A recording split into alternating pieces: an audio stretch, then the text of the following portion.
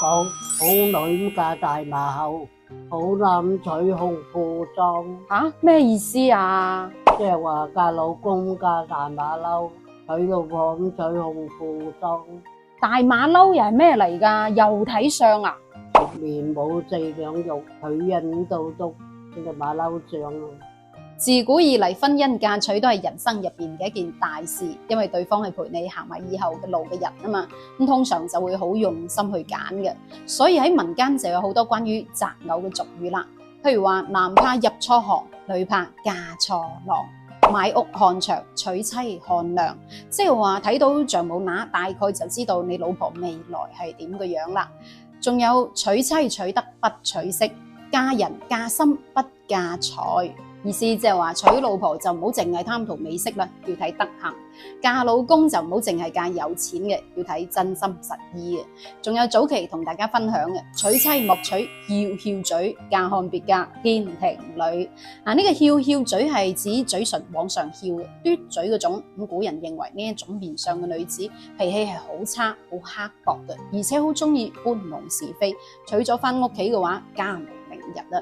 咁天庭女指嘅係額頭前面一層一層好多橫紋嘅，好似搭石仔咁樣。古人認為天庭女嘅面相係好多愁善感，好多嘢諗，好苦惱，好悲觀嘅，所以好難成大事。又譬如話呢一句，好女不嫁大馬猴，好男不娶紅扶桑。咁大馬猴紅扶桑係乜嘢嚟嘅呢？有冇你份呢？先講下大馬猴咯。咁有人認為係一隻好大嘅馬騮，有人認為係一隻狼。咁喺古代嘅神話傳說入邊，佢係一種生得好醜怪嘅怪物，亦都叫做山魈。佢亦都係其實我哋由細聽到大嘅，覺得好得人驚嘅拗烏啊！個頭又大又長，鼻骨兩邊凸起嘅，皮膚紅紅綠綠，顏色鮮豔到好似鬼怪咁嘅樣，所以又被叫做山魈。脾氣係好暴躁嘅，發起啷禮上嚟嗰啲顏色更加鮮豔，係猴類入邊最兇狠嘅一種啊！咁生得靚仔肯定唔會叫大馬猴啦。老一輩形容好似大馬猴咁樣嘅男子，一方面係因為佢嘅長相同大馬猴生得差唔多，生得尖嘴猴腮，面無四兩肉，似人唔到篤，頭尖額窄，冇嚟貴格，好似大馬猴嘅面相咁又瘦又長。古人認為呢一種面相就唔係咁好睇啦。咁按照古人嘅審美係傾向於國字臉，一身正氣嘅相貌噶嘛，所以喺古人眼中，尖嘴猴腮呢一種相貌就有一種算計人、好奸詐狡猾嘅感覺啦。咁脾氣又唔好喎，萬一嫁過去之後喐啲都喐手喐腳嘅，咁咪弊。古時候唔可以話離婚就離婚噶嘛，係咪？譬如話喺《紅樓夢》入邊嘅薛蟠，佢就係一個大馬猴嘅代表咯，行為兇猛，仲打死過人添。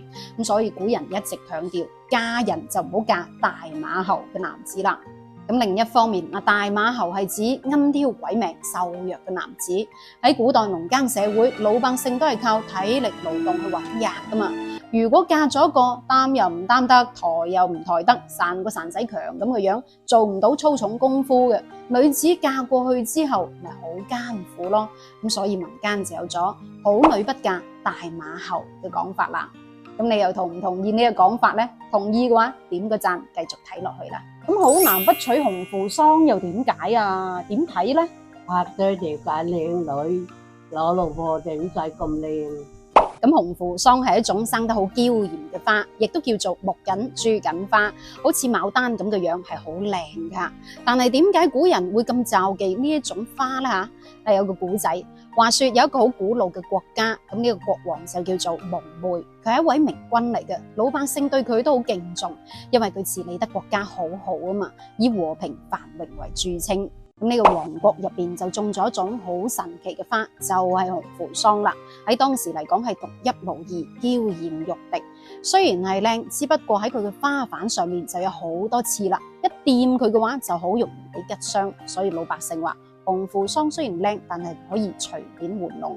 有一日忽然之間有一位嚟自邊境嘅女子去到呢個國家，咁呢個女子係生得好靚，傾國傾城，靚到揼一聲，身上仲自帶一種花香味，靚到就連皇帝都想召見佢，想一睹佢嘅容顏。咁呢個紅扶桑好開心咁入宮啦，因為有皇帝寵幸啊嘛。但係自從皇帝見到呢個紅扶桑之後，就俾佢嘅美色沉迷住啦，無心上朝，日日沉浸喺溫柔鄉入邊。咁好快國家就衰落咗啦。咁所以後嚟老百姓就話啦，唉，紅扶桑紅顏禍水唔掂得噶。仲有商紂王身邊嘅妲己，周幽王身邊嘅褒姒，夫差身邊嘅西施，李隆基身邊嘅楊玉環等等嘅例子，令到古人認為靚嘅女子係好危險嘅，隨時會搞到國家滅亡咁話。